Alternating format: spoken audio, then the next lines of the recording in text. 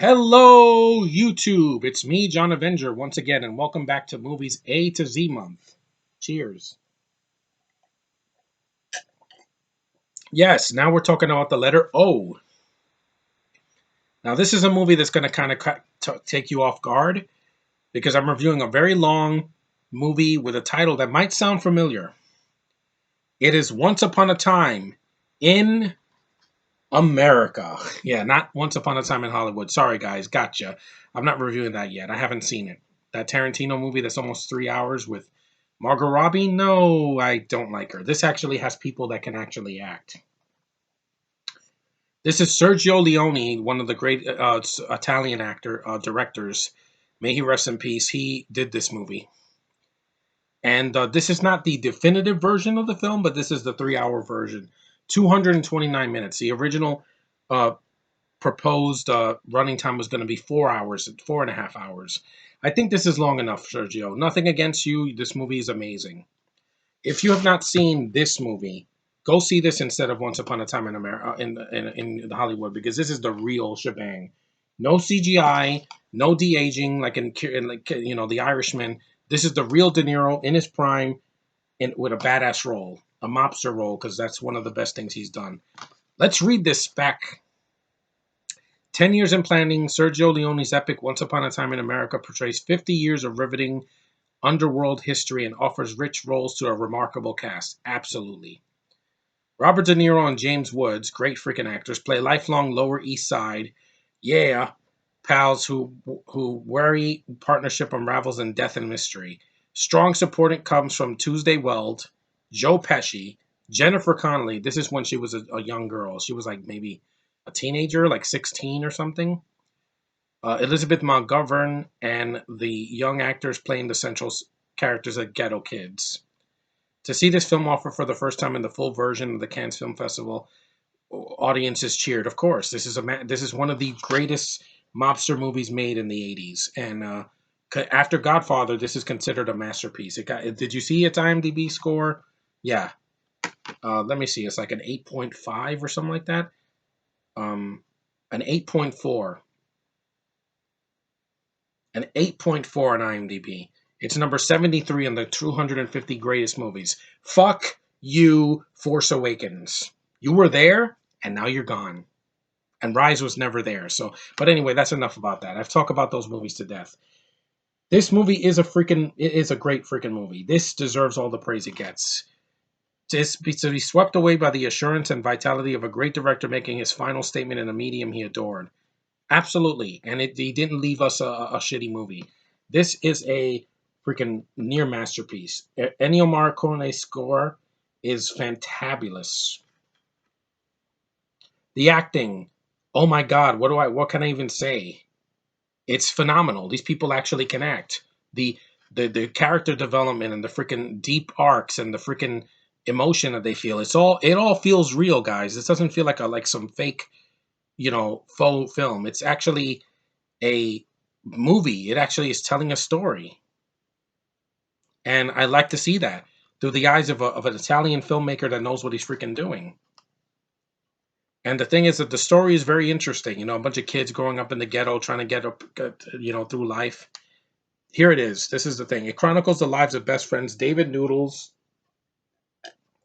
Aronson and Maximilian Max Berkowitz as they lead a group of Jewish ghetto youths who rise to prominence as a Jewish gangsters in New York City's world of organized crime.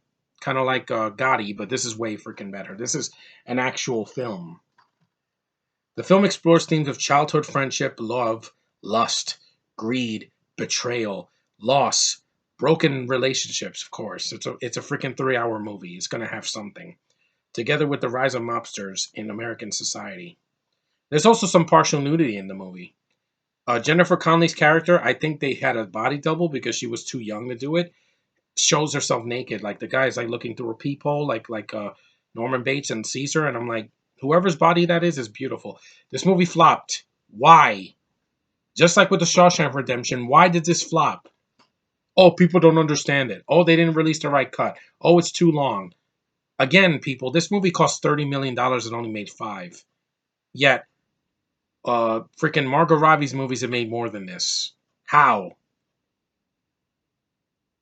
Yeah, I don't understand it. The director's cut is 250 minutes, but yeah, it was the final film before Leone's death, and 5 years later. It's also the third film of his Once Upon a Time trilogy. Once Upon a Time in the West, which I haven't seen. Duck You Sucker from 1971, and this. And his movies are long. And like I said, the movie is fantastic. Like it's beautifully shot. It's a film, a period piece, so it works as a period piece because it was made in the 80s, not in the 2010s. And like I said, the environments, there's no CGI. It's real sets, real locations, real places, real people. And like I said, there's a ton of flashbacks because it's a freaking movie. But like I said, the plot is very intricate and it entertains me. This is a long freaking movie, but I was never bored. It's very long. Like if I could say something, I would say like, yeah, these kinds of movies are that this long are usually not for me, but it's an interesting film. Like it really grabs your attention. The end returns to the opening scene in 1933. Blah blah blah. And yeah, I don't want to spoil it for anybody who hasn't seen it. I bet Josh hasn't seen this movie yet. But it's a near masterpiece. I'm telling you, the acting will suck you right in. Burt Young is also in the movie as well. Treat Williams. It's got a fantastic cast, just like any Tarantino movie. And Tarantino wishes he made this movie. That's why he did Once Upon a Time in Hollywood. It's just not the same. The critical response was mixed because of the different versions. But no matter what version you watch, this is a great freaking movie. This condensed version was a critical and financial disaster, and many American critics who knew of Leone's original cut attacked the shorter version. Some critics compared to shortening Wagner's opera, saying that the works of art. Yeah, exactly. Don't cut a work of art, guys. It's like if you took Star Wars: A New Hope and you cut the Death Star battle in half, and you just have Luke shooting the missiles into the Death Star, and it's over. I'm like, no, it wouldn't have the emotional weight of the situation. And Gene Siskel liked the uncut version to be the best film of 1984 and the shortened liner version to be the worst because you can't cut a director's vision. That's why Justice League failed. That's why Heaven's Gate failed. That's why movies like Kingdom of Heaven and other movies that studios interfered with, why don't they just leave it alone? Cleopatra was originally 6 hours and they cut it in half to three. And I'm like, when 3 hours of a movie are missing, you can notice it. 5 minutes, I don't give a shit. Like when a movie has an extended cut and it doesn't need it, like Suicide Squad or even Fast Five or something like that, where I don't notice the difference, that's not needed. I'd rather see a cut that's actually fluid, like the road cut of X Men Days of Future Past. It adds more to the movie. Add more, don't take away. Seriously. It was only after Leone's death that the subsequent restoration of the original version that critics began to give it kind praise and displayed it as an original Cannes showing.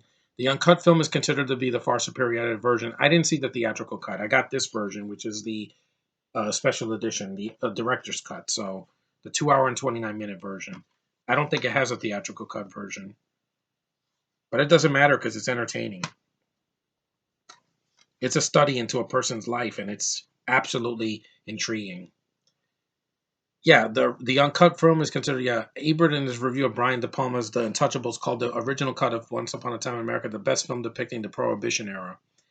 James Wood, who considered it to be Leone's finest film, mentioned in the documentary that one critic dubbed the film the worst of 1904, only to see the original cut years later and call it the best. Again, an opinion can change. When I first saw *Force Awakens*, I was like, yeah, and then a few months passed, and yeah, I hate it now. But anyway, but that movie to me was never a great film. It just was. I was just blinded. Sergio Leone's epic crime film got an 86% approval rating on Rotten Tomatoes. It's visually stunning, absolutely. Stylically bold and emotionally haunting, absolutely. And filled with great performances from the likes of Robert De Niro and James Woods.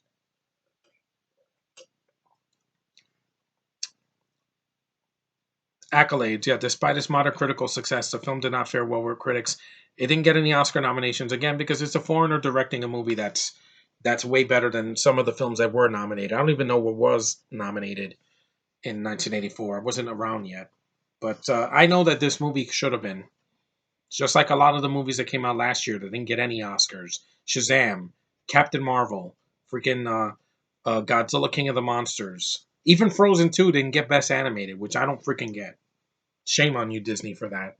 Should have gotten the nomination. But anyway, this movie is a fantastic freaking movie. If you've seen Once Upon a Time in Hollywood, this is better because this is just as long. It's got a better cast. No freaking Margot Robbie's in this movie. It's made from the 80s. It has a lot of freaking, talent behind it. The camera work, the soundtrack, the freaking sound editing, the film editing, everything is just it's just to a T. It's like one of the best films ever made in American cinema, even though it was made by an Italian's point of view. But I like foreigners' point of view from behind the camera more than in front of the camera. That's why this worked better when someone that I liked made it. When you get a bunch of foreigners, yeah, their interpretation just didn't do it for me. Here, it works because Italians, Canadians, freaking French people, they know how to shoot movies. Actual film. That's why 400 Blows is great because it's actual art. It's made with these hands and not a computer. That's what I miss about cinemas now. Everything has to be a computer. Why can't you have real performances? Why do you have to have CGI faces and computer generated? You could have computer generated creatures, but when everything is CG, like an Avatar, there's no emotional depth. It's just a bunch of flashy computer effects. And I'm not invested. With this, I'm very invested. And while the story's long, it's epic. And they actually have people here that are breathtaking to watch. And it's a work of art. It is. This does deserve the praise that it gets. And if you think it's too long or it's not for you, I'm like, yeah, it's a period piece, guys. I'm probably going to get 5 views for this, but who cares? This is the letter O, and I'm sticking with it. It's a great freaking movie. Anyway, thanks for watching. Take care. The next film is going to be a more mainstream movie you have heard of. It was a great movie from last year that made me laugh, and I'm going to get to that. Thanks for watching, guys. See you in the next one.